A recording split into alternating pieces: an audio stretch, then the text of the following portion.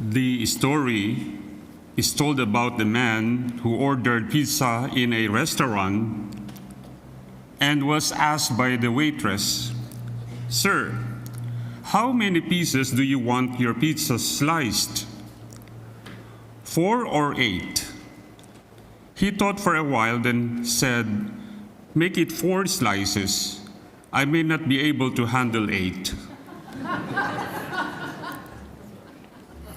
Sometimes, like that man, we think we cannot handle more truth, more challenge, more mystery. And in today's gospel, the disciples on the road to Emmaus are in exactly that situation. They could not handle what had just happened. The death of Jesus shattered their hopes. The news of the resurrection confused them. Overwhelmed, they chose to walk away from Jerusalem, from community, and perhaps even from their faith. As they journeyed to Emmaus, they were filled with sadness, disappointment, and deep confusion. They talked, discussed, analyzed, but remained stuck. Then a stranger joined them along the way. Interestingly, instead of brushing him off, they engaged him. They opened their story, their pain, their questions, and that made all the difference.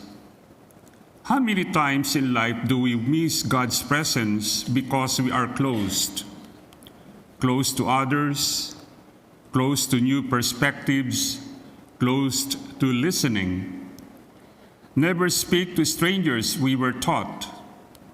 And while that may be good advice in some situations, the gospel reminds us that sometimes grace comes disguised, walking beside us in unfamiliar forms.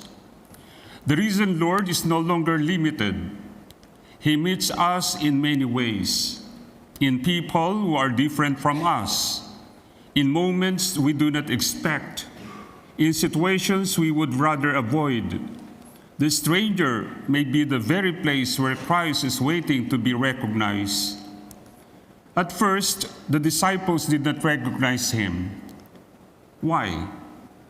Because they were too focused on their grief and dashed expectations. They were looking at what was lost, not at what was being given. And isn't that true for us as well? So often we focus on what is missing that we fail to see what is present. We dwell on problems and overlook blessings. Even suffering can blind us. When we are hurting, we ask, "Why, Lord?" Yet perhaps a deeper prayer is, "Lord, I do not understand, but if this leads me closer to you, then I trust you."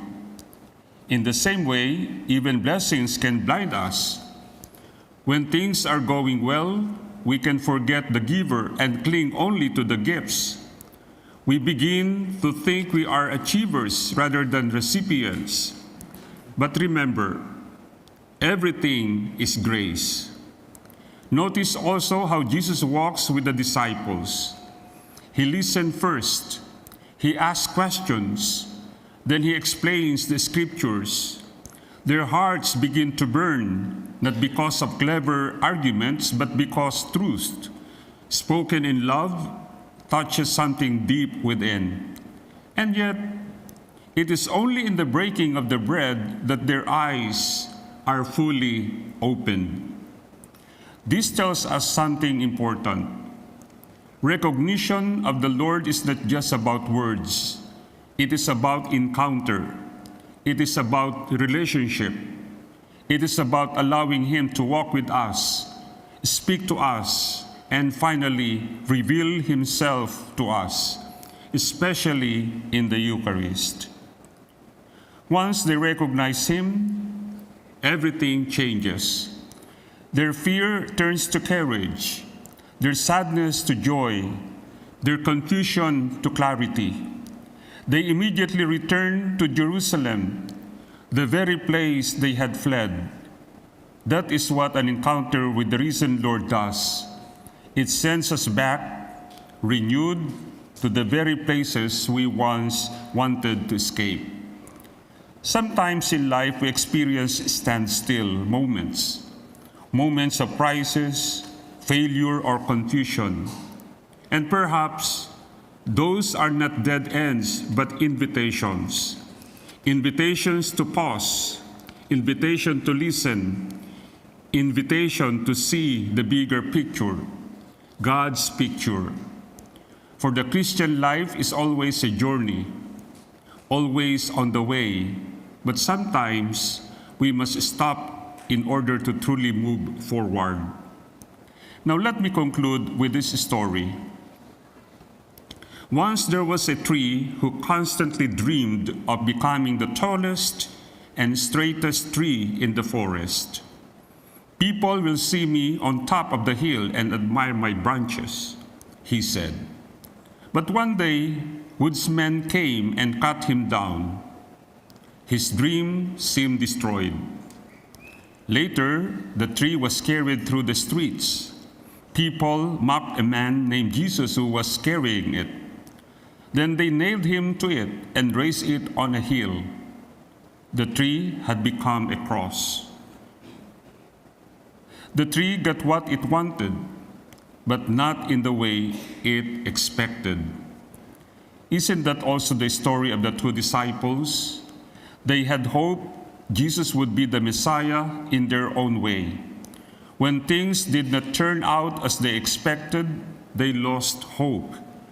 But in the end, God's plan was far greater than their dreams. And isn't that our story too? How often have our plans failed, our expectations been shattered? Yet God's ways are not our ways, and His plans are always for our good.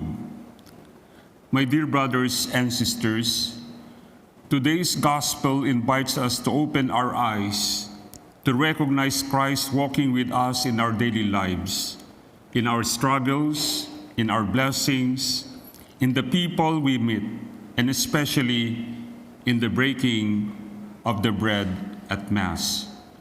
We do not have to go far to find Him. He is already with us on the road, in the stranger, in the Word, and at the table. The question is, will we recognize Him?